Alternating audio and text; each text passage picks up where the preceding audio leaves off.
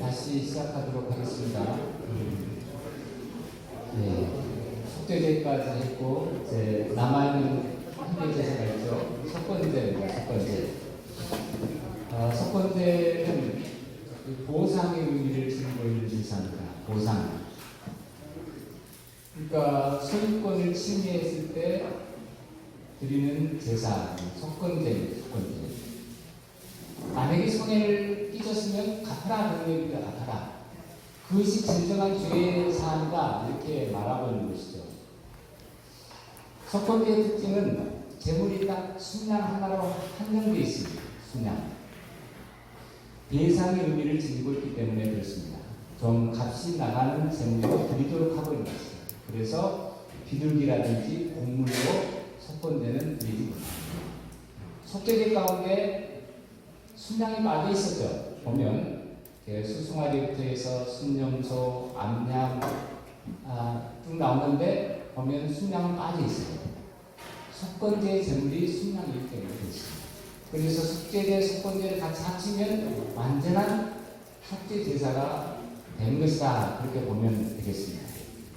그리고 속건제의 또 하나의 특징은 손해를 끼친 것에 5분의 1을 더해서 계산해야 된다. 일종의 벌금입니다. 벌금. 그래서 속건제의 기본적인 의미는 소유권 침해에 드리는 제사다, 그렇게 보면 되겠습니다. 자, 소유권도 두 가지 종류로 나눠서 볼 수가 있는 것이죠. 하나님께 소유권을, 하나님께 드리는 소유권, 하나님의 소유권을 침해했을 때, 예컨대 선물을 잘못 달았을 때, 제사장들만 먹을 수 있는 선물을 일반 백성이 먹는다든지, 아니면 헌물이나 11조에 대한 잘못을 범했을 때, 11조의 하나님의 것이잖아요. 하나님의 것을 침해, 내가 그 소유권을 침범했을 때, 이때 드리는 제사가 속건제입니다. 5장 16절에 보면 이렇게 되어 있습니다. 성물에 대한 잘못을 보상하되 그것의 5분의 1을 더하여 제사장에게 줄 것이고 제사장은 그 속건제의 순양으로 그를 위하여 속죄한 즉 그가 사함을 받으리라 되어 있습니다. 그래서 재물은 순양으로, 그리고 보상을 할 때는 원물의 5분의 1을 더해서 보상해라 되어 있습니다. 하나님께 대한 소유권을 침범했을 때 이 경우가 되겠고요. 그 다음에는 사람에게 해당되는 소유권 침해입니다.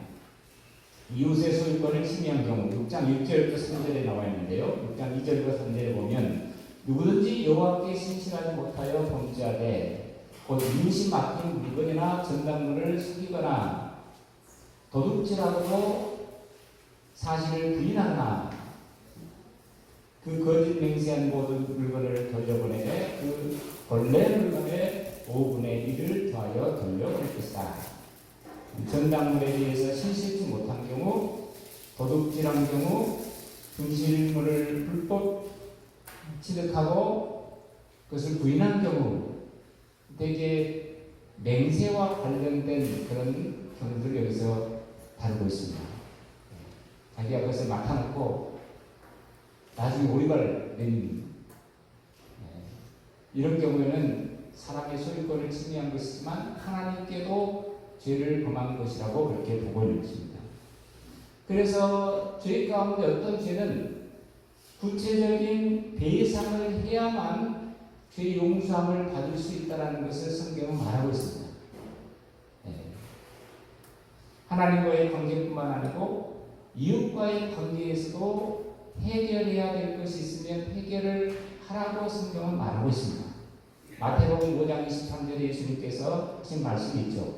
예물을 제단에 두다가 내 형제에게 원망 들을 만한 일이 있거든 먼저 형제를 찾아가서 그 형제와 화목하고 하나님께 제단을 드리라. 이것이 바로 속건제에 나타난 그런 의미라고 보면 되겠습니다. 자, 신약성경에 나와 있는 속건제와 관련된 본문, 속건제의 신학적인 의미, 그것을 한번 찾아보면 좋을 것 같은데요. 마태복음 6장 12절에 보면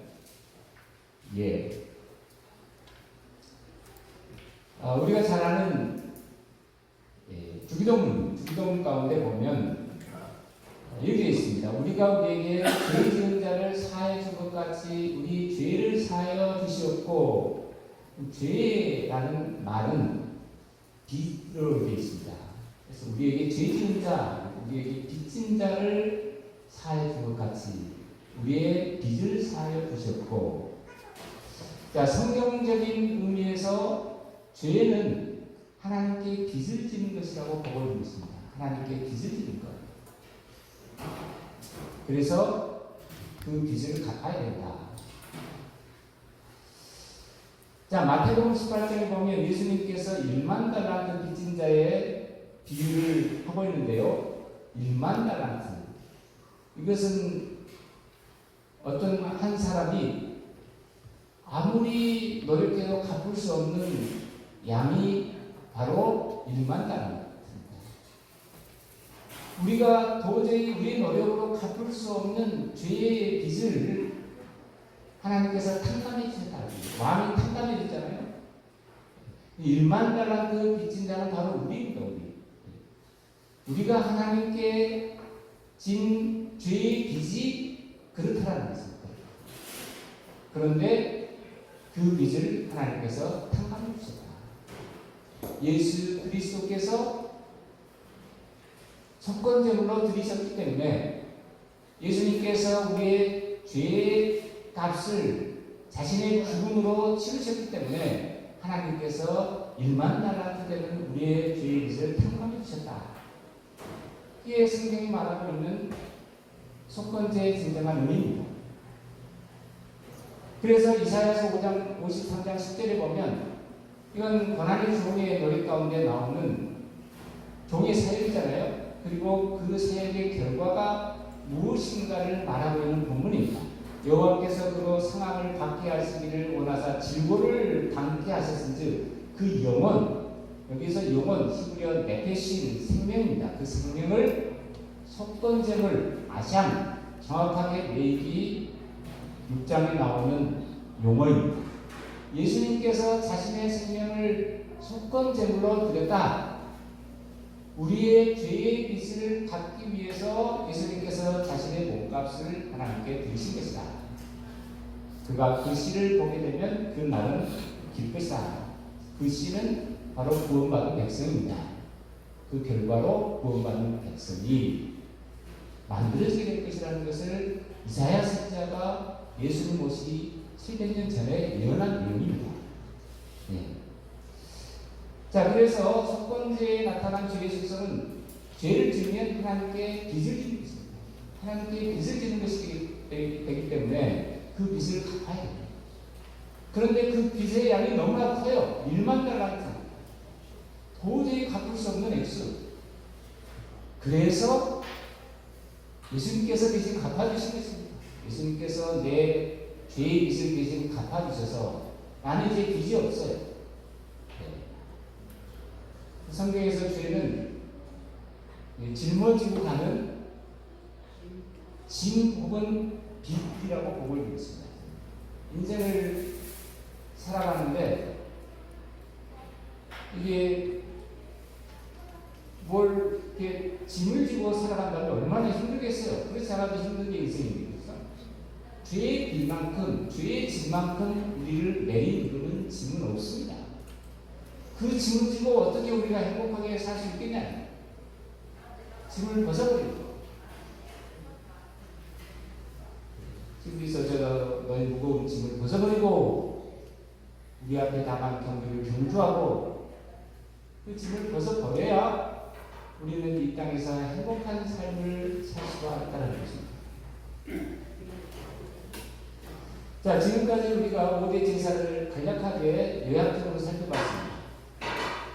5대 제사 안에 나타나 있는 죄의 속성은 언제 하나님의 진노를 일으킨다.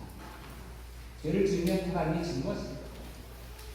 소재, 누룩과 같은 것, 그와 같은 것, 죄의 속성, 전념성, 달콤한 욕으로 항상 찾아옵니다.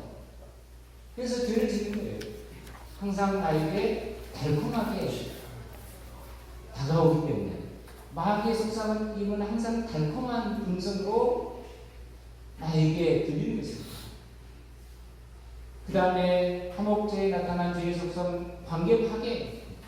죄를 지으면 관계가 깨집니다. 하나님과의 관계가 깨집니다. 속죄제. 죄를 지으면 더럽혀진다. 하나님은 깨끗한 걸 좋아하십니다. 마귀는 더러운 것을 좋아합니다. 그래서 예수님께서 귀신을 쫓아낼 때 이 더러운 것이나 더러운 것을 좋아합니다.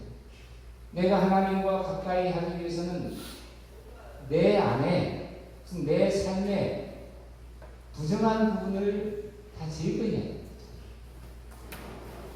사도 바울이 디모데후서에서 얘기하고 있지 않습니까? 하나님께서 쓰시는 그릇은 금그릇 아니고 소위 말하는 좋은 습에 갖고 있는 사람 아니고 깨끗한 그릇. 내가 재능이 없다 할지라도 내 배경이 별 볼 일 없다 할지라도 내 심령이 하나님 앞에 깨끗한 모습으로 준비되어 있으면 하나님은 얼마든지 그 사람을 쓸 수 있다는 것입니다. 나이와 상관없어요. 성별과 상관없어요. 아무 조건이 없습니다. 하나님은 모든 사람에게 차별이 없으신 공평하신 하나님. 속건되는 죄의 속성 가운데 빚을 지게 하나님께 빚을 지게 해결책이 바로 5가지 제사입니다. 소제를 제어하고는 다 피가 들어가 있잖아요. 피가 핵심입니다. 제사들의 핵심은 피. 그리고 그 피는 예수님께서 십자가에 흘리신 보혈, 그것을 미리 보여주고 있습니다. 성경에서 피는 생명을 상징합니다. 생명이에요, 생명. 그래서 예수님께서 십자가에 죽으실 때 피를 다 흘리셨잖아요. 성경에 보면 가시가 머리에 피, 그 다음에 양손에 발에 볼자국 피잖아요. 거기다가 로마 병사가 또 옆구리를 크고 창으로 찔러버렸어요. 모든 피를 다 쏟은 것입니다. 생명입니다. 그 피는 바로 내 죄사함과 생명을 주기 위한 것이라는 것을 우리는 알아야 합니다. 그래서 내 생명은 그래서 예수님의 생명과 바꾼 것이죠. 내 생명값은 그렇게 소중한 것입니다. 예수님 자리라는 말이 있잖아요. 내 과거에 나는 죽고 예수님으로 다시 태어난 것입니다. 갈라디아서 2장 20절 내가 그리스도와 함께 십자가에 못 박혀 죽었다. 나의 옛사람은 죽고 새롭게 태어나 그리고 내 안에는 예수님이 살아계시고 내 존재와 완전히 달라지는 것입니다. 그러니 다른 삶을 살 수밖에 없습니다. AD와 BC가 딱 구분이 되는 것처럼 그래서 우리 그리스도인들에게는 예수님 이전과 예수님 이후가 구분될 수밖에 없습니다. 그래서 히브리서 저자가 얘기하는 것처럼 구약시대 5대 제사는 그림자입니다. 앞으로 오신 참 제물이시고 참 제사장이신 예수 그리스도를 미리 보여주는 것이다. 이 그림자와 실체와의 관계라는 것을 우리는 알아야 합니다. 유대인들이 해석하는 레위기하고 기독교인들이 이해하는 레위기는 다를 수밖에 없어요. 예수 그리스도를 통해서 해석하느냐 해석하지 않느냐는 너무나 다른 결과로 나타납니다. 우리는 5가지 제사를 살펴보며 죄가 얼마나 무서운가를 깨닫게 됩니다. 이 문제를 해결하지 않고 하나님과 교제는 불가능합니다. 우리의 행복한 인생은 있을 수가 없는 것입니다. 죄의 문제를 해결하고 죄와 부정으로부터 멀어지는 삶을 살아갑니다. 이것이 레위기가 우리에게 교훈하는 내용이라고 볼 수가 있겠습니다. 죄를 철저하게 미워해야 됩니다. 죄와 부정을 멀리하고 하나님을 가까이 하고 그것이 거룩하게 되는 가장 기본적인 방법이라는 것을 우리에게 가르쳐주고 있습니다. 남은 시간은 이제 레위기에서 가장 중요한 본문으로 알려진 두 텍스트를 살펴보도록 하겠습니다. 레위기 16장 그리고 레위기 19장입니다. 레위기 16장은 대속죄 의식을 다루고 있습니다. 레위기 전체의 중심부라고 말씀드렸는데요. 레위기 중심이면 오경 전체의 중심입니다. 메이스라는 학자는 이스라엘 성결신학의 정수이자 절정이다, 그렇게 말하고 있는데요. 대속죄를 지키는 목적은 두 가지입니다. 그게 속죄제를 드리는 목적하고 똑같아요. 죄와 부정으로 더럽혀진 해막을 정결케 합니다. 하나님의 임재가 머무는 그 장소를 깨끗하게 합니다. 그리고 백성 전체의 죄와 부정을 또 깨끗하게 합니다. 이 둘은 같이 이루어져야 되잖아요. 그래서 두 가지 의식으로 되어 있습니다. 해막을 깨끗하게 하는 의식, 백성들의 죄와 부정을 제거하는 의식, 대속죄 의식은 이 두 가지 의식으로 이루어졌다, 그렇게 보면 되겠습니다. 자, 레위기 16장은 1장부터 전개될 내용을 신학적으로 정리하면서 앞에서 우리가 다뤘던 모든 속죄와 관련된 요소들이 다 등장합니다. 그리고 앞으로 전개될 레위기 후반부를 준비하는 기능을 합니다. 이스라엘 백성들이 죄와 부정으로부터 깨끗하게 되었기 때문에 어디로 나가야 된다고요? 거룩으로 나가야 된다. 자, 거룩으로 가기 위해서는, 거룩하게 되기 위해서는 반드시 거쳐야 될 단계가 있습니다. 그 단계는 깨끗하게 되는 거죠. 예상. 깨끗하게 되는 거죠. 부정에서 거룩으로 점프할 수가 없어요. 반드시 거룩하게 되기 위해서는 거쳐야 될 단계는 깨끗하게 되는 것입니다. 레위기 16장을 거쳐서 비로소 후반부로 가는 도식이라고 보면 되겠습니다. 자, 역사적인 배경을 레위기 16장 1절과 2절이 보도하고 있는데요. 대속죄의 규정이 승기에 된 그 배경을 소개하고 있습니다. 16장 1절에 보면 아론의 두 아들 홈리와 비나스죠. 여호와 앞에 나아가다가 죽은 후에, 이것은 레위기 10장에 기록된 말씀입니다. 여호와께서 모세에게 말씀하셨다. 자, 10장 사건을 언급하고 그 다음에 대속죄의 규정이 승계된 그 배경을 말하고 있는데요. 그렇다면 왜 대속죄의 규정을 10장 바로 다음에 위치시키지 않고 15장 다음에 위치시켰을까요? 레위기 11장부터 15장은 부정의 문제를 처리하는 규정이 거기에 등장하고 있습니다. 다시 말하면 대속죄일은 이스라엘 백성들 죄뿐만 아니고 부정까지도 함께 처리하는 날이기 때문에 15장 다음에 위치하고 있습니다. 16장 2절에 보면 여호와께서 모세에게 이르시되 내 형 아론에게 이르라 성소에 휘장한 법궤 위 속죄소 앞에, 속죄소는 지성소 안에 있는 법궤 위에 있는 뚜껑 부분을 가리킵니다. 아무 때나 들어오지 말고 그리하여 죽지 않도록 하라. 지성소는 대제사장 아론이 1년에 딱 한 차례 들어가도록 허락된 장소입니다. 완전히 깜깜한 암흑에 쌓여있는 공간, 지성소입니다. 그러니까 아론이 1년에 한 차례 거기 들어가는 게 얼마나 무섭겠어요, 그죠? 사실 대속죄의 의식을 치르는 대제사장은 그날은 목숨 걸고 거기 들어가는 것입니다. 살지 죽을지 모르기 때문에. 이는 내가 구름 가운데서 속죄소 위에 나타난 구름이 나오는데요. 구름은 거룩하신 하나님의 영광을 나타냅니다. 거룩과 영광은 밀접하게 연관되어 있는 개념입니다. 거룩하신 하나님은 우리 눈에 안 보여요. 그런데 거룩하신 하나님이 임재할 때 나타나는 현상이 있어요. 그걸 영광이라고 합니다. 영광은 대개 구름이라든지 불로 나타납니다. 자, 이스라엘 백성들이 광야 40년 동안 광야에서 여행하는데 뭐가 따라다닙니까?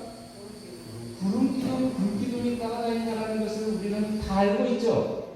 그것이 뭘 의미하는지는 잘 몰라요. 거룩하신 하나님이 함께 있다는 것을 가시적으로 보여주고 있습니다.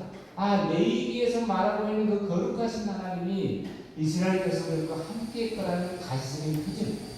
이스라엘 백성들은 불기둥, 구름기둥 쳐다보면서 거룩하신 하나님이 우리와 함께 한다는 것을 확신하는 것입니다. 지금은 그런 가시적인 형태로 하나님의 임재가 우리에게 나타나진 않아요. 신약시대는 달라져요. 내적으로 우리 안에 있는 성령을 통해서 하나님은 우리와 함께 하시다라는 것을 보여주는 것입니다. 성령이 내주하십니다.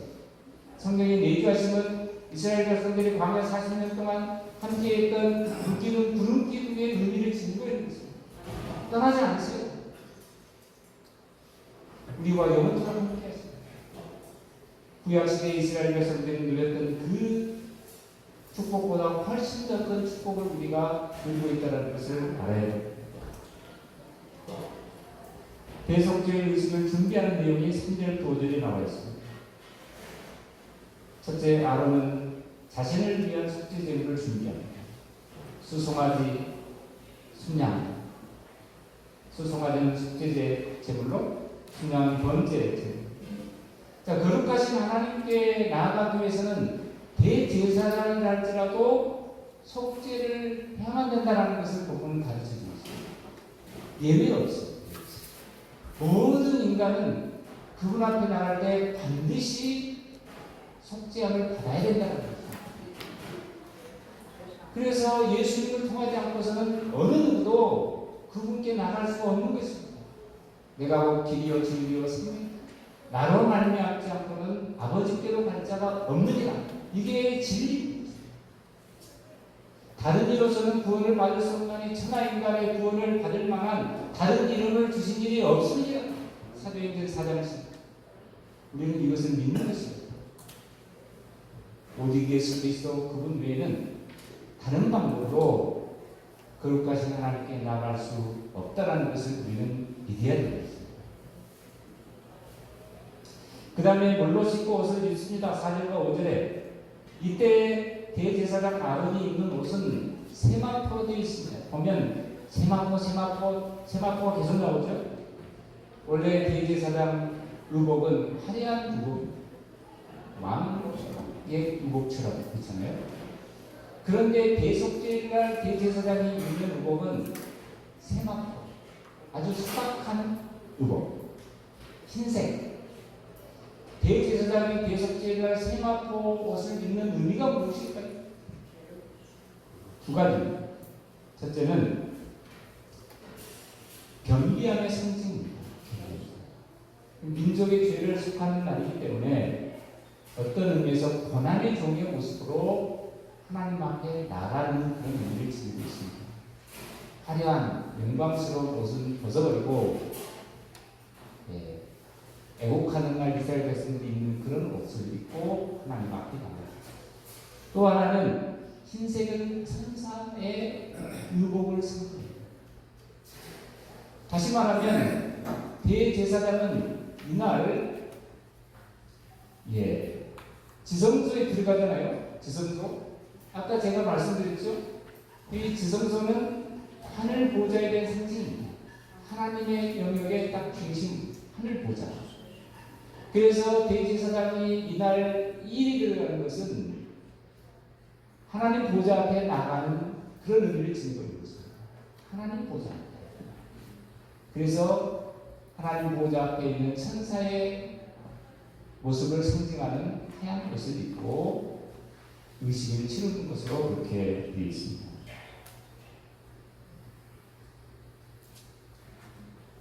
그 다음에 백성들을 위한 속죄 제물과 번제물을 준비하는 내용이 5절에 나와 있습니다. 제사장 자신을 위해서 속죄를 하고 그 다음에 백성들을 위해서 또 속죄를 하도록 그렇게 되어 있습니다. 자, 속죄일 의식을 거행하는 장면이 11절부터 28절까지 나와 있습니다. 세 부분으로 구성이 되어 있는데요. 아론과 제사장을 위해서 먼저 속죄하고, 그 다음에 백성을 위해서 속죄하고, 이 의식에서 아사셀 염소를 광야로 보내는 의식이 여기에 포함되어 있습니다. 이게 대속죄 의식의 클라이막스라고 볼 수가 있겠습니다.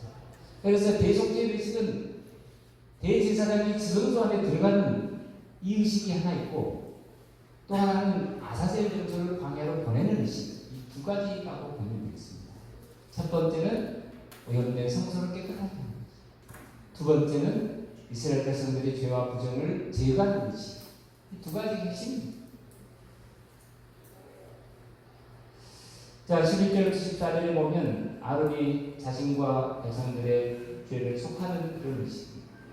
12절과 13절에 보면 거룩하신 하나님 앞에 나아가기 위한 준비 과정으로 향을 피우도록 되어 있습니다. 향을 피우라. 향연으로 속죄소를 가리도록 하는 것입니다. 인간이 거룩하신 하나님을 직접 대면할 수 없기 때문에 그렇습니다. 그러면 죽어요. 그래서 아론을 살리기 위한 방편입니다. 향연을 피우라. 하나님은 하나님이고 인간은 인간입니다. 하나님은 창조주잖아요. 우리 인간은 피조물이에요. 거룩하다라는 것은 창조주라는 그런 구별됐다. 더 홀리 어더 위에 루돌프 오토의 표현되는 전적 타자 유일하신 분. 그리고 나머지는 다 피조물입니다. 창조주 하나님, 거룩하신 하나님 외에는 다 피조물. 그분 앞에 어느 누구도 갈 수가 없어요. 창조주 앞에 가면 죽어요.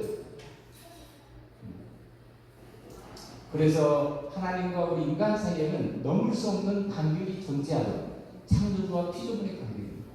그래서 그분 앞에 나갈 때는 향을 피우고 직접 그분을 대면하지 못하도록 그렇게 하고 있는 것입니다. 자, 13절, 14절, 15절은 속죄제 의식에 행해지는 지성소 안에 속죄소를 여기서 특별히 강조하고 있습니다. 속죄소, 히브리어 카포렛은 법궤의 뚜껑 부분입니다. 어원적인 면에서는 카풀이 발이 놓여지는 장소와 관련되어 있다 이렇게 보고 있는데요. 발등상이라는 다시 말하면 법궤는 하나님의 보좌 혹은 하나님께서 서 계시는 장소였습니다. 법궤의 깁을 이렇게 생겼잖아요. 법궤 그룹들이 지금 양쪽에서 날개를 펴고 있는 이상. 거룩하신 하나님은 안 보이세요. 안 보이세요. 안 보이시지만 여기에 계시다라는 것입니다. 예, 여기에 계시다.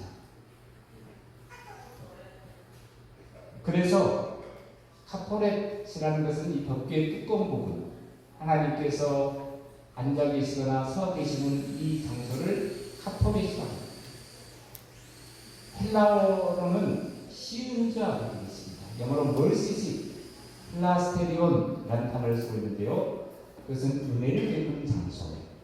바로 이 장소에서 하나님께서 나타나셔서 죄 사함의 은혜를 베푸시는 그 사역을 이 속죄소가 나타내고 있는 것입니다. 은혜를 베푸시는 장소, 죄 사함의 은혜가 주어지는 장소, 이게 바로 속죄소입니다. 헬라어로 힐라스테리온이라고 얘기를 했는데 신약 성경에 이 힐라스테리온이라는 단어가 두 군데 나와요.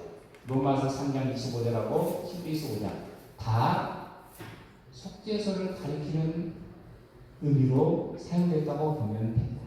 로마서 3장 25절을 보면 이렇게 얘기를 하고 있습니다.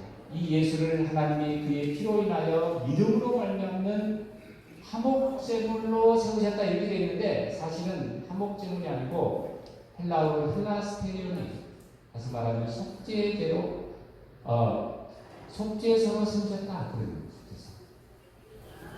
이는 전에 지은 죄를 간과하심으로 자기의 의로움을 나타내려 하십니다. 죄 사함의 은혜가 주어지는 장소, 예수 그리스도의 십자가가 바로 구약시대의 속죄서와 같은 의미라고 이렇게 보고 있는 것입니다. 예수 그리스도의 골고다의 십자가, 이 인류의 죄 사함이 이루어지는 장소라고 사도 바울은 해석하고 있습니다. 14절은 피를 뿌리는 그런 의식입니다. 속죄소 동쪽에 뿌리고 속죄소 정면 위, 속죄소 앞에 지성소 바닥을 닦습니다. 이것은 오염된 지성소를 깨끗하게 합니다. 피를 뿌리는 것은 깨끗하게 하는 의미라고 그랬죠. 피를 뿌리는 것은 깨끗하게 합니다.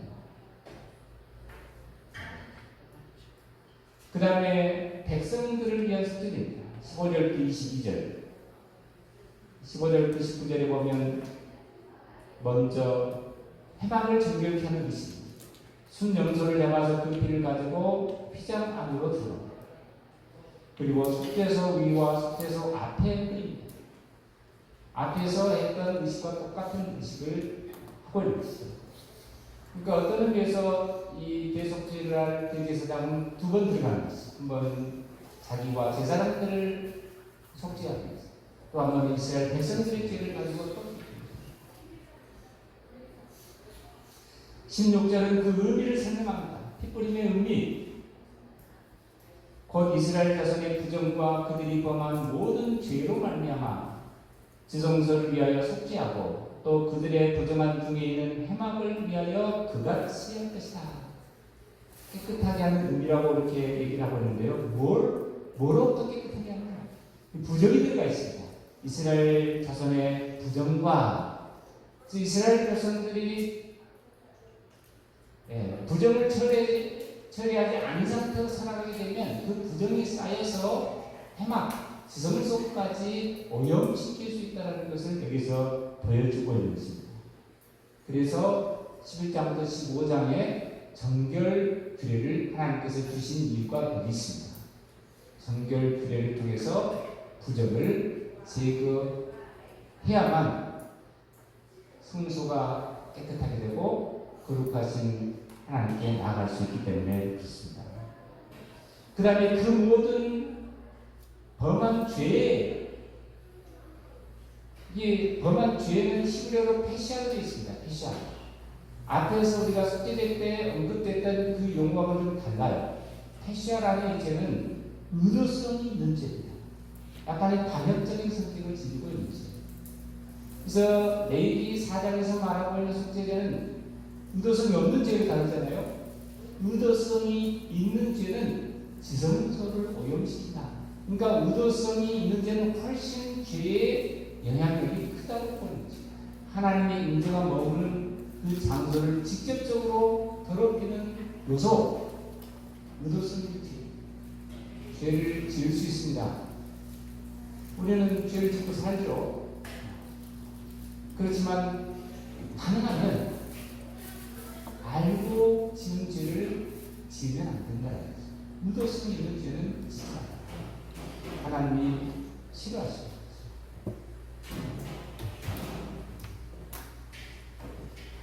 그 다음에 18절과 19절은 번제단을 정결케 하는 것입니다. 수송아지의 피와 염소의 피로 번제단 기둥이 뿔들에 바릅니다. 깨끗하게 하는 것입니다. 그리고 그 위에 7번 뿌립니다. 이것은 거룩하게 하는 것입니다. 저희 보면은 레위기에서 피는 깨끗하게 하는 요소로 사용되기도 하고 또 거룩하게 하는 요소로 또 사용되기도 해요. 아주 독특해요. 자, 부정을 깨끗하게, 부정을 정확히 하는 요소로 일반적으로 사용되는 것은 물, 그 다음에 피, 가끔 불을 또 불로 태우는 것도 정결의식. 정한 것을 거룩하게 하는 요소로 사용되는 것은 기름을 부는 것입니다. 거룩하게. 또 하나가 피. 여기 나와 있잖아요. 이 본문에 피를 뿌려서 거룩하게 하는. 그래서 피는 부정을 깨끗하게 하기도 하고 깨끗한 것을 거룩하게 하기도 해요. 예수님의 피가 우리를 그렇게 만듭니다. 예수 그리스도의 보혈이 우리의 죄를 깨끗하게 할 뿐만 아니고 우리를 거룩한 신분의 사람으로 만들어버립니다. 이게 보혈의 능력입니다. 보혈의 능력.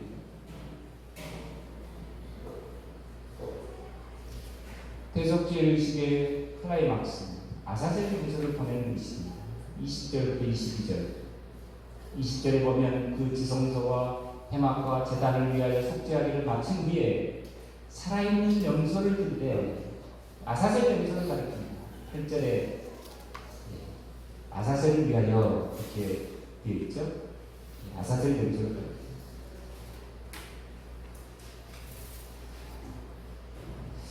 아사셀이라는 말은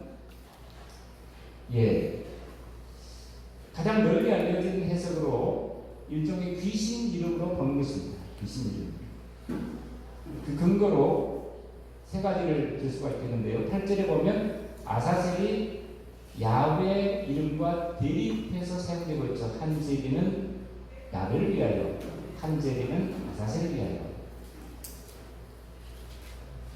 또 하나는 구약에서 광야는 악령들이 거처하는 장소로 소개되고 있습니다. 지금 대속죄 의식은 광야에서 하는 의식이잖아요. 가장 결정적으로는 에녹서에 보면 아사셀이 귀신의 이름으로 나옵니다. 에녹서는 미경으로 알려져 있는 성경 경전 에녹서. 에녹서는 휴면서와 함께 초대교회 교인들이 경전처럼 읽었던 성경이 바로 에녹서입니다.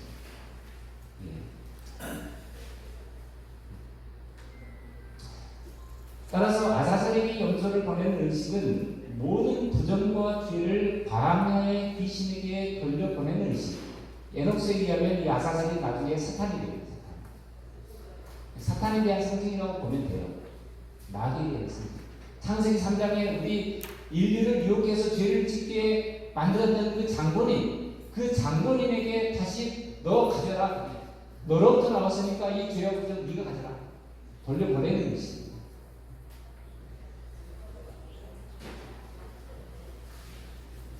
21절에 보면 아론이 두 손으로 염소의 머리에 안수합니다. 자, 번제에서 안수는 한 손으로 하는 안수라면 이 의식의 차이가 있어요. 제사 제도에서, 5개 제사 제도에서 안수는 한 손으로 내리누르는 사막이라는 단어로 되어 있고, 레위 16장의 대속죄 의식의 안수는 두 손으로 갖다 올리는 그런 의식으로 되어 있습니다. 두 손으로 올리는 것은 전가입니다. 그 염소에게 죄와 부정을 전가시킨다. 이스라엘 백성들의 모든 죄와 부정을 거기 실어 날라버리는 것입니다. 실어서 보내는 것입니다. 그 21절 하반절에 나와 있잖아요. 이스라엘 백성의 모든 불의와 그 범한 모든 죄를 알고 그 죄를 염소의 머리에 두어 이미 정한 사람에게 맡겨 광야로 보낸다.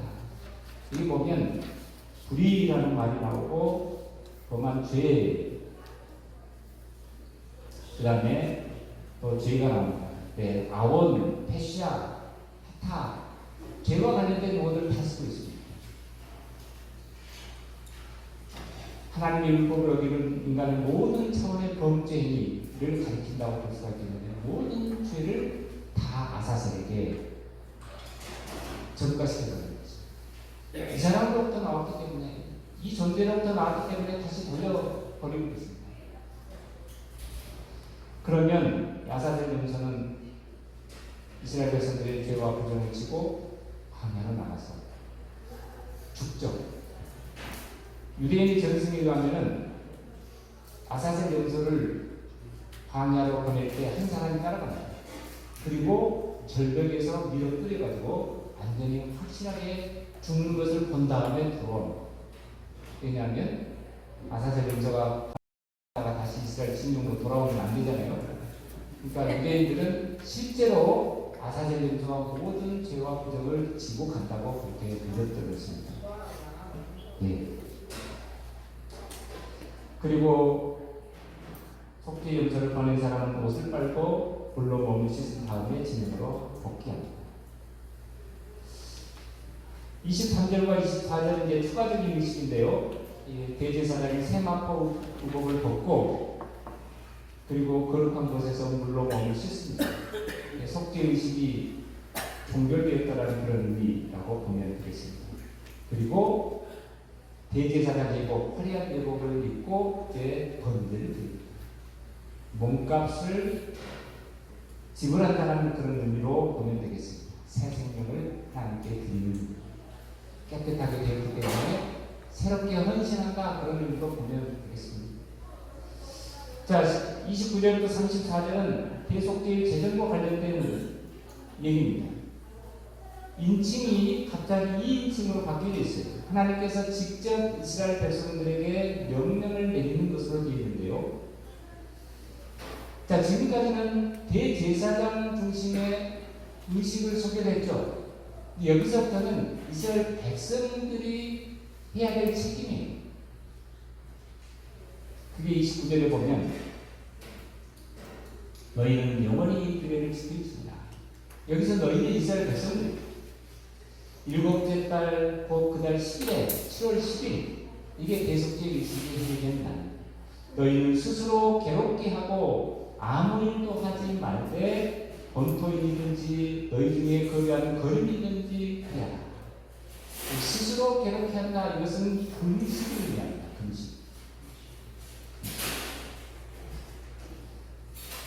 자, 이스라엘 백성들이 해야 될 책임이 있습니다. 단지 대제사장이 한 의식만 지켜본다고 속죄가 자동적으로 이루어지는 것은 아니라는 것입니다. 이스라엘 백성들이 해야 될 일은 금식하면서 자신이 지은 죄를 애통하는 것입니다.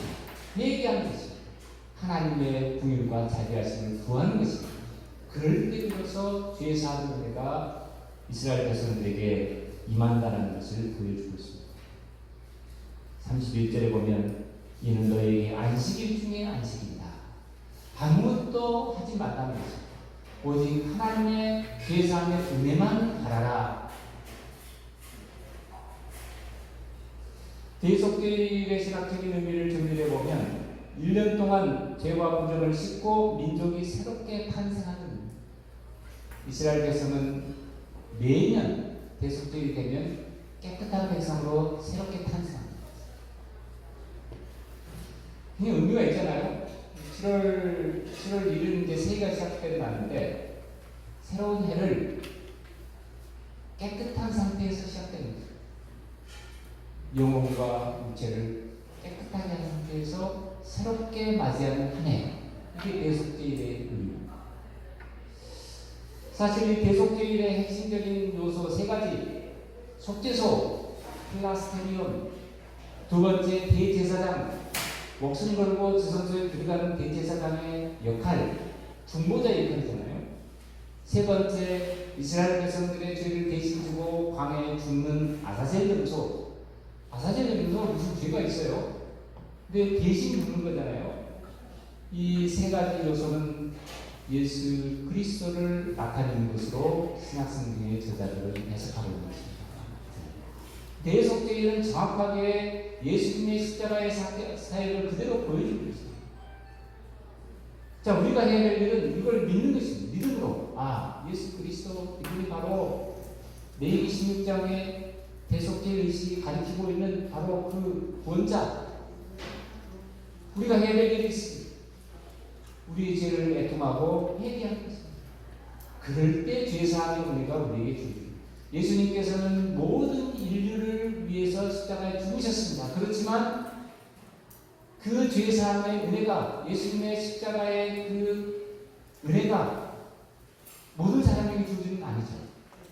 그것을 믿음으로 받아들이고 자신의 죄를 회개하는 사람에게만 그 은혜는 임하는 것입니다. 이게 길이 있습니다. 레위기 16장의 이 의미가 정확하게 신약 시대 구속의 그 원리에 그대로 나타나 있다는 것을 우리는 알고, 진리는 하나입니다. 예나 진리나 같습니다.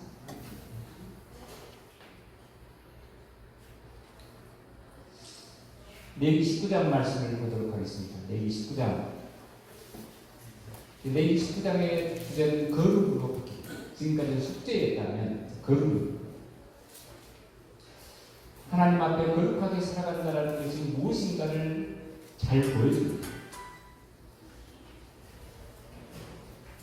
레위 19장에 나와 있는 내용을 십계명하고 비교를 해보면 사실 십계명에 나오는 모든 계명들이 레위 19장 안에 다 나와요. 이스라엘 백성들은 십계명보다도 레위 19장을 더 중요하게 생각했습니다. 그럴 수밖에 없잖아요. 레위 19장을 지키면 십계명은 자동적으로 지키는 것이 되기 때문에 그렇죠.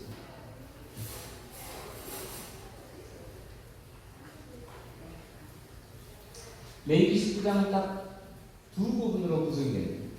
1장부터 18장, 그리고 19절부터 37절까지 전반부, 후반부. 전반부, 후반부는 비슷한 주제를 다룹니다. 그런데 후반부는 똑같이 반복하지 않고 전반부에서 다뤘던 것을 주제를 조금 더 확장시켜요. 대상도 확장시키고 주제도 확장시켜요. 자, 두 번 반복함으로 해서 중요하다는 것을 나타내고 단순히 중요하다는 차원을 넘어서 이제 그 의미가 더 확장되고 있다는 것을 레위기 19장 본문이 가르쳐주고 있습니다. 19장 전반부의 전체 구조는 이렇게 되어 있습니다. 이 구조가 19장이 뭘 말하려고 하는지를 우리에게 잘 가르쳐주고 있고, 레위기가 우리에게 뭘 가르치고 있는지를 요약적으로 제시하고 있습니다. 너희는 거룩하라. 거룩에 대한 하나님의 요청으로 시작합니다. 거룩하라. 여기서 너희는 언약 백성입니다. 언약 백성은 모두가 다 거룩하게 되기를 힘써야 됩니다. 그리고 그 다음에 종교적인 규례와 윤리적인 규례가 그다음에 따라 나옵니다.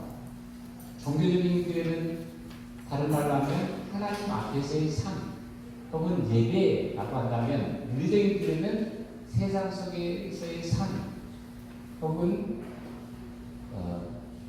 하나님의 백성들의 공동체 생활, 이렇게 볼 수가 있겠습니다.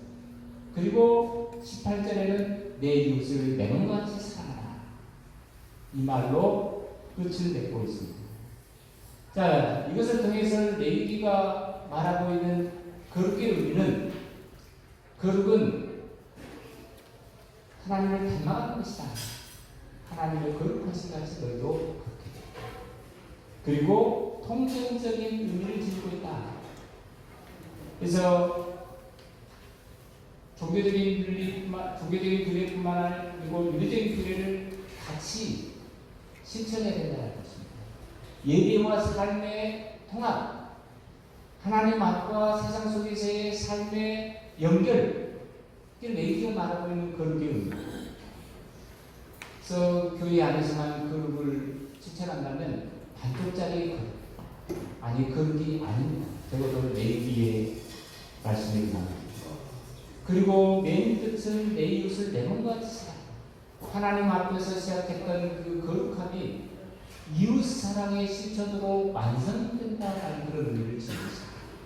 거룩은 사랑으로 완성되는 것입니다. 거룩은 사랑으로 완성. 신약 성경이 많이 나옵니다. 바로 레위기 19장이 말하고 있는 구조입니다. 하나님의 속성은 거룩입니다. 하나님의 속성은 거룩이고 그것이 겉으로 나타날 때는 영광으로 나타납니다. 하나님의 속성이 한 중심부에는 사랑이 있는 것입니다. 그래서 요한일서 저자는 하나님은 사랑이시라 얘기잖아요. 하나님은 거룩이시다 이렇게 얘기하지 않고 사랑이시다. 거룩의 핵심은 사랑이 자리하고 있기 때문에 그렇습니다. 하나님의 공의는 사랑의 또 다른 표현이에요. 사랑과 공의는 공전의 양면입니다. 19장 1절과 2절에 보면 너는 이스라엘 자손의 온 회중에게 말하리라. 온 회중, 히브리어로 에다로 되어 있는데요. 언약 백성을 가르칩니다. 다시 말하면 그 다음의 내용은 언약 백성이 지켜야 될 규례들입니다. 하나님과 이스라엘은 언약적인 관계를 맺고 아버지와 아들의 관계가 이루어지게 되겠습니다. 언약이라는 것은 관계를 맺는 채널이죠. 언약을 맺으면 관계가 맺어져요. 이 언약을 통해서 이스라엘은 하나님과 적어도 세 가지 관계를 맺게 됩니다. 가장 중요한 것은 아버지와 아들의 관계, 또 하나는 왕과 신의 관계, 또 하나는 남편과 아내의 관계. 세 가지 관계. 레위기는 특별히 아버지와 아들의 관계를 중요하게 생각합니다. 그래서 너희는 거룩하라. 나 여호와 너희 하나님이 거룩합니다. 하나님을 닮아가야 된다. 자식은 부모를 닮게 되죠. 부모를 닮지 않은 자식은 아무도 없습니다. 우리가 하나님의 자녀라면 하나님을 닮아야 됩니다. 하나님의 거룩하심을 닮아야 됩니다. 어떻게 우리가 하나님의 거룩하심을 닮아갈 것인가? 그 다음의 내용입니다. 이렇게 하면 너희가 하나님의 거룩하심을 닮아간다. 레위기 19장이 그리고 있는 이스라엘 공동체는 하나의 가족 공동체예요. 가족 공동체. 하나님을 아버지로 보고, 그리고 이스라엘 백성들은 다 형제입니다. 그래서 17절에 보면 내 형제를 이스라엘 백성, 히브리어 아흐, 이 혈통적인 용어는 다 형제라는 것이죠. 그러면 이스라엘은 하나의 거대한 가족이죠. 하나님을 아버지로 정점으로 모시고 모든 이스라엘 공동체는 다 수평적인 관계, 다 형제. 이게 하나님께서 그리시는 하나님의 백성의 모델입니다. 이게 그대로 신약 교리 안에 들어와 있잖아요. 그래서 우리는 하나님 아버지입니다. 그리고 다 우리는 누구누구의 형제입니다. 자매입니다. 가족입니다. 초대교회 공동체 성도들의 인사, 서로 입맞춤. 이게 가족이라는 것입니다. 가족이니까 입맞춤. 그래서 우리 한국교회가 놓쳤던 것 중에 하나가 공동체성을 잃어버렸어요. 한 가족이라는 의식을 상실했어요. 가족이면 알아야 되잖아요. 서로 관심을 가져야 되잖아요. 그래서 너무 개인 구원의 요소가 한국교회에 너무 팽배해 있다는 것입니다. 사람들은, 이 시대 사람들은 공동체를 그리워해요. 어딘가 소속감을 갖기를 원해요. 교회마저 그것을 외면한다면 세상 사람들은 갈 곳이 없습니다. 교회가 공동체성을 회복해야 됩니다. 자, 3절부터 18절 먼저 종교적인 규례가 나옵니다. 너희 각 사람은 부모를 경외하고 나의 안식일을 지키라. 나는 너희 하나님 여호와다. 부모를 경외하고 이렇게 말하고 있어요. 부모를 경외하라는 말은 잘 안 쓰죠. 경외라는 말은 되게 하나님을 대상으로 사는 데 사용하는 용어입니다. 딱 구약성경에서 이것만 부모를 경외한다고 말하고 있습니다. 특별해요. 그렇죠?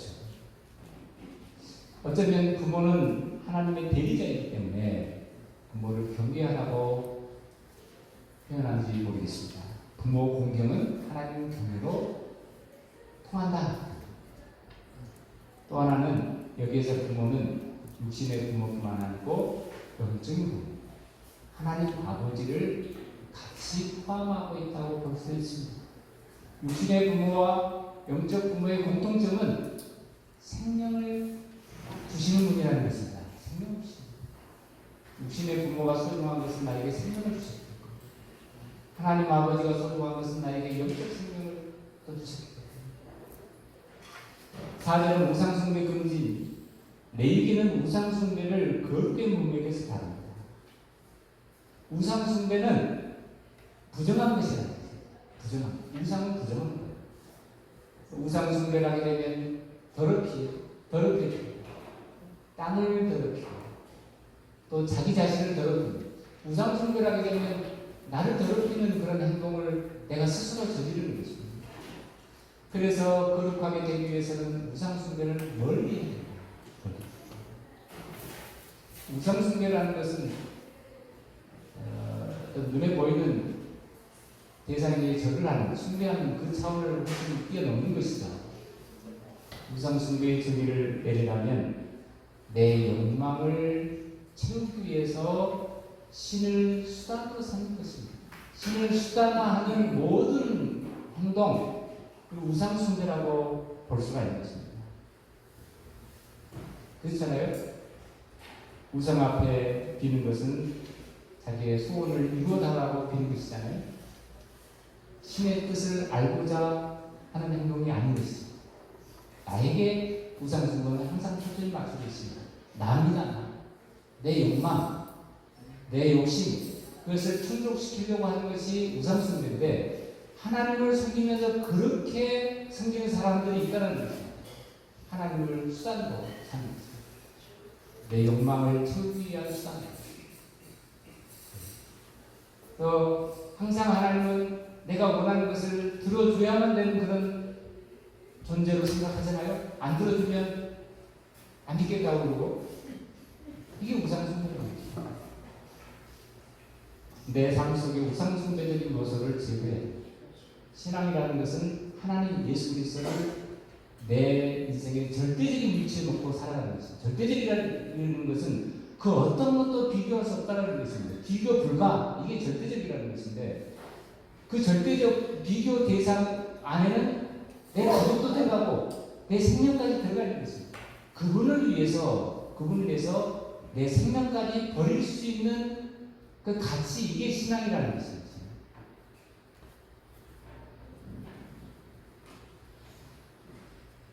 우리 한국 교회 안에 사실은 우상 숭배가 상당히 많이 되어 있죠. 이런 관점에서 본다면 적어도 특별히 예수님께서 제작하셨던 만문신, 눈에 보이지 않는 만문신이 한국 교회 안에 분기를 틀었다고 볼 수가 있습니다. 이게 무슨 돈이 다라는 그런 생각이죠. 부자 되세요. 이게 어느 때인가 교회 안에서도 그냥 상투적으로 하는 인사말처럼 되어 있습니다. 초대교회 성도들이 그걸 꿈꿨나요? 네. 신앙을 위해서 모든 것을 다 포기했던 초대교회 성도들을 우리는 생각을 해야 될 것 같습니다. 네.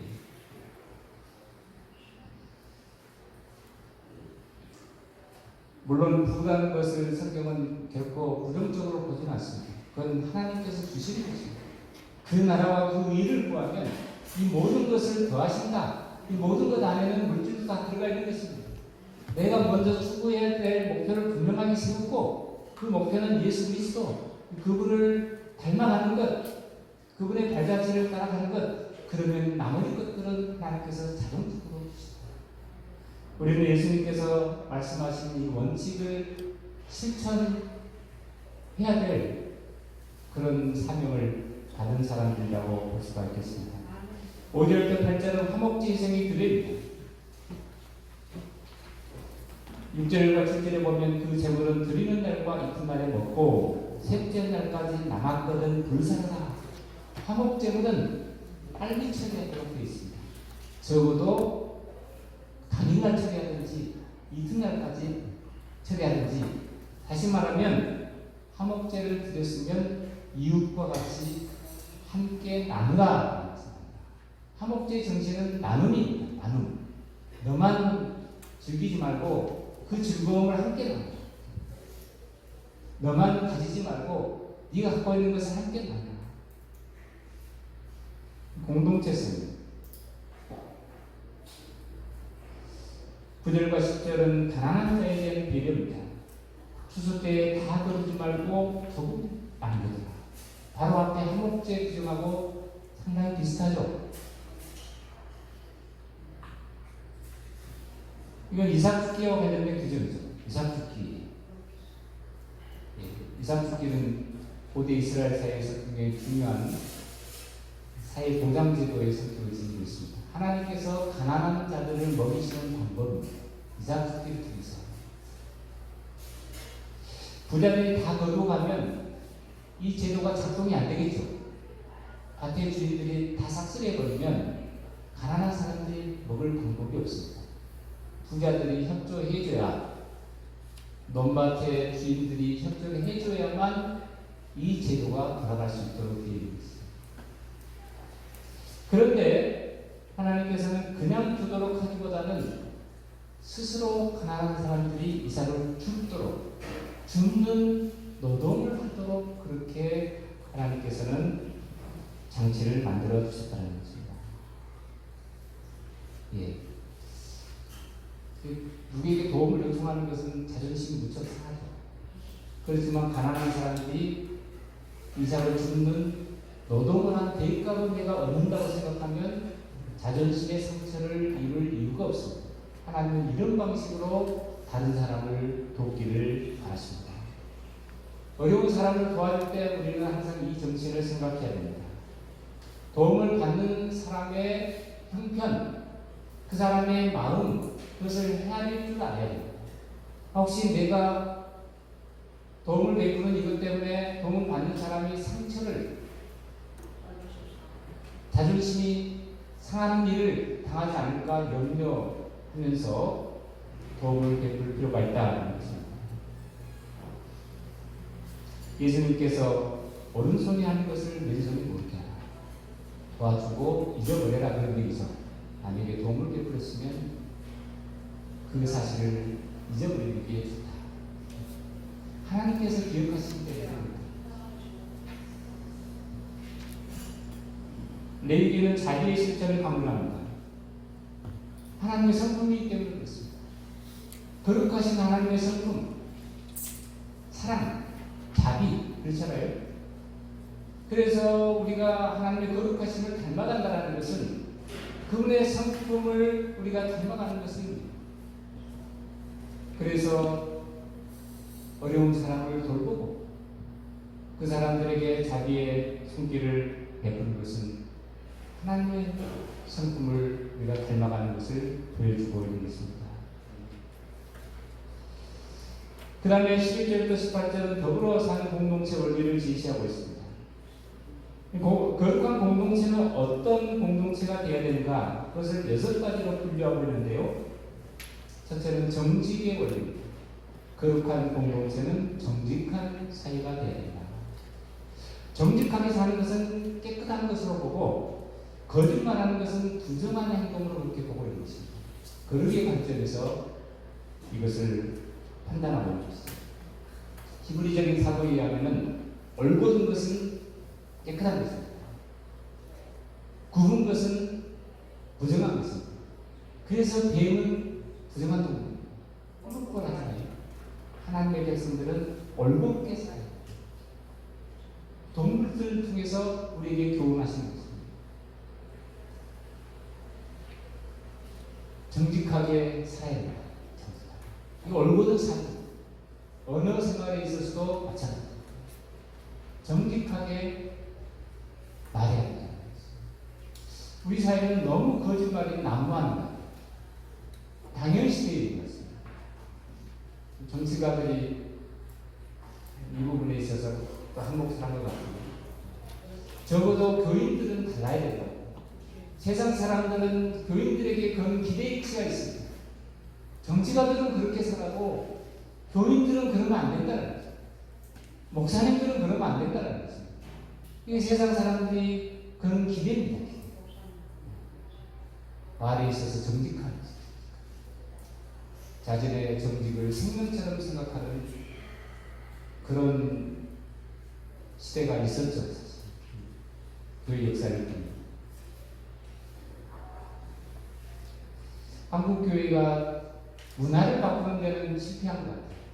성도들은 굉장히 늘어났는데 교회가 대사회적인 영향력을 끼치는 면에서는 너무 외소해 있습니다.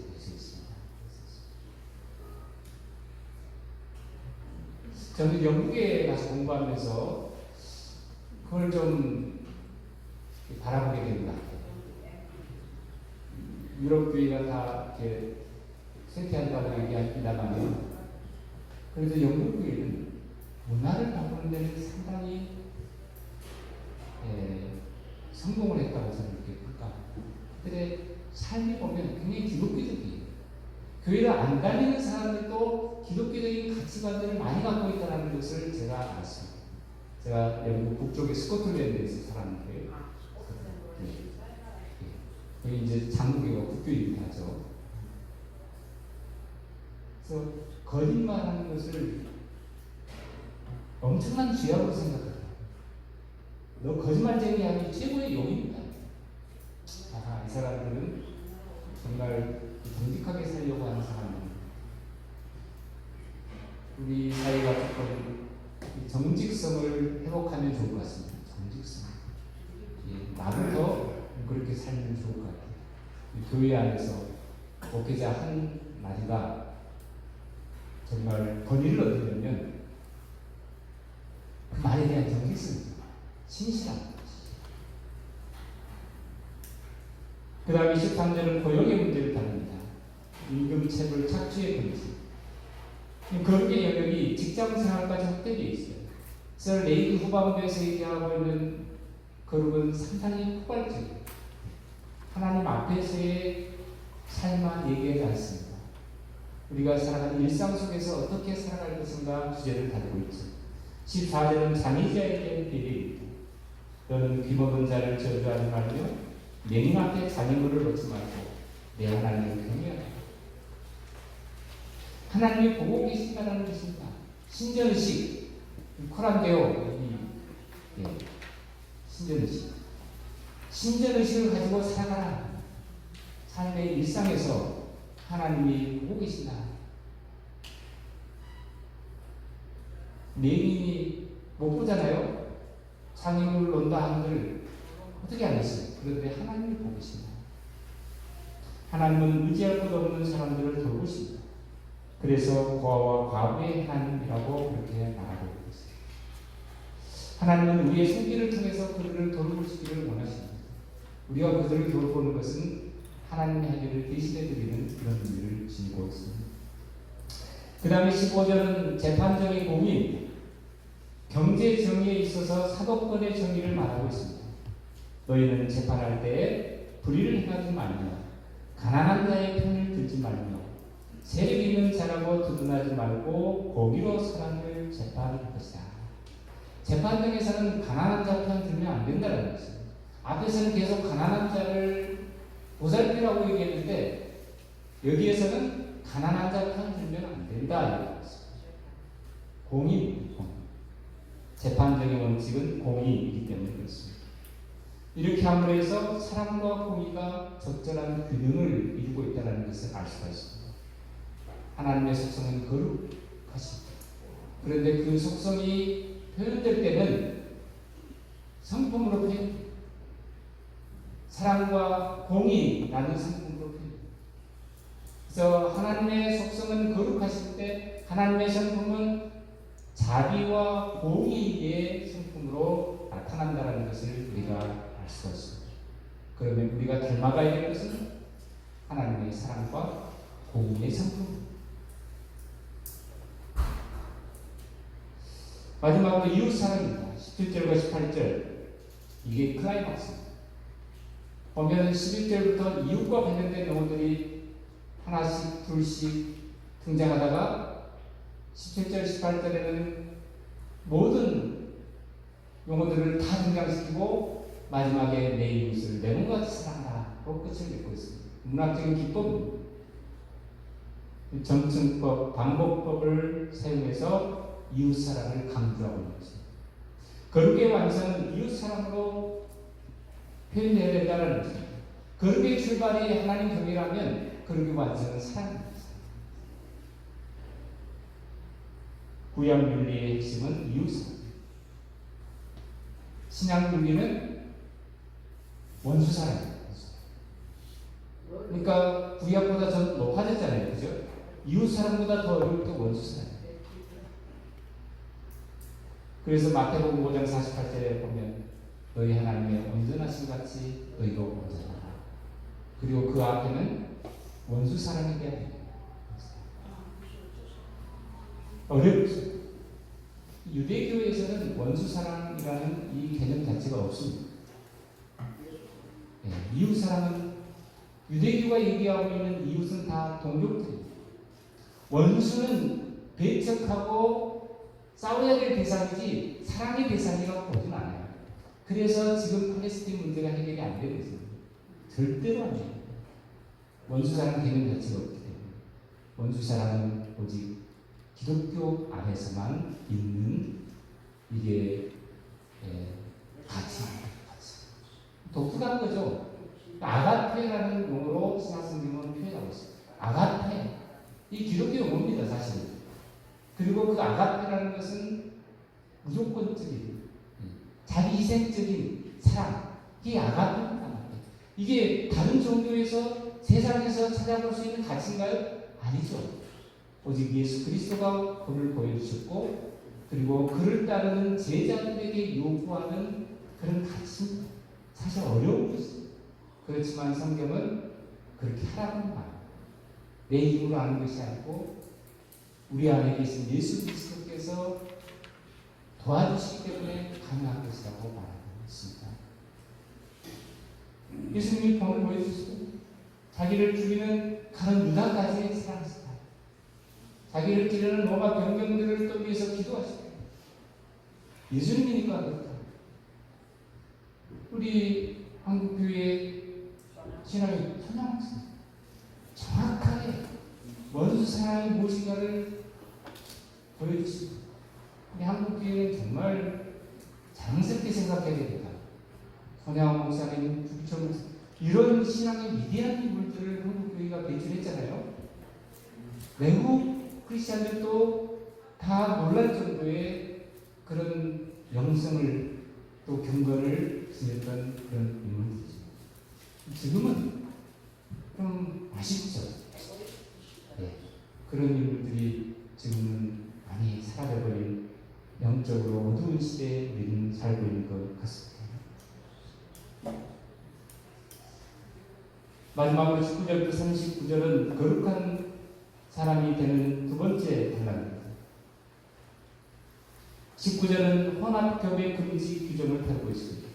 거룩의 영역이 자연계까지 확장되어 있습니다. 내 가축을 다른 종류와 교미시키지 말며 내 밭에 두 종자를 섞어 뿌리지 말고 두 재료로 직귀한 옷을 입지 종의 순수성을 지키라는 것입니다. 하나님의 창조의 질서를 인간이 무너뜨려서는 안 된다라는 그런 의미가 여기에 담겨 있습니다. 레위기가 말하는 거룩의 또 다른 의미. 하나님이 세워주신 창조 질서를 따라서 살아가는 삶이 거룩한 삶이라는 것입니다. 자연계의 질서만 있는 게 아니잖아요. 인간 사이에도 다 질서가 있어요. 하나님께서 세워주신 질서입니다. 교회 안에 질서가 있잖아요. 권위는 질서를 세우기 위해서 필요한 요소죠. 그 질서를 지키며 살아가는 것이 거룩한 삶이라는 것을 본문은 가르쳐주고 있습니다. 거룩에 대한 개념이 자연계까지 확대되어 있다. 26절부터 31절은 피해야 될 위반 풍습들을 말하고 있습니다. 피째 먹지 말라. 레위기는 피를 매우 강조해요. 피를 먹어서는 안 된다. 왜냐하면 피는 생명이기 때문에 그렇습니다. 고기는 먹을 수 있습니다.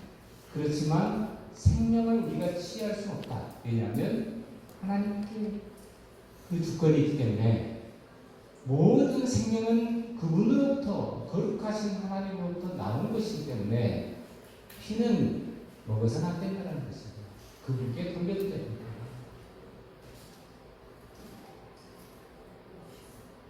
(31절은) 신접한 자와 박수 금지입니다. 신접한 자, 박수, 죽은 자와 접촉하는 사람들, 의식을 통해서 죽은 자와 접촉하는 사람들. 왜 신접한 자, 박수들을 찾아갑니까? 지금으로 보면 전쟁이든 무당들 찾아가는 사람들인데요. 지금도 있잖아요. 교인들 가운데 미래를 알고자 하는 욕구 때문에 그렇습니다. 귀신들이 미래를 아는 능력이 있다고 고대 사람들은 믿었는데요. 사기죠. 귀신들이 어떻게 미래를 알겠어요? 미래는 오직 하나님만 아시는 것입니다. 역사의 주인이 계신 그분만이 미래를 알 수가 있어요. 내 미래도 그렇습니다. 그래서 미래를 알기 위해서 전쟁이를 찾아가는 그것을 성경은 엄격하게 금하고 있습니다.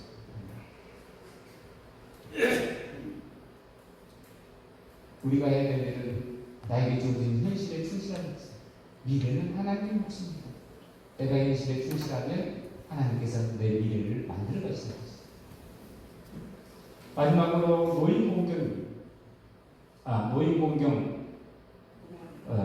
너는 샘머리 앞에 일어서고 노인의 얼굴을 공경하며 내 하나님을 경외하라.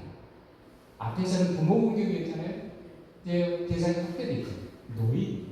노인은 사회의 부모 같은 존재입니다.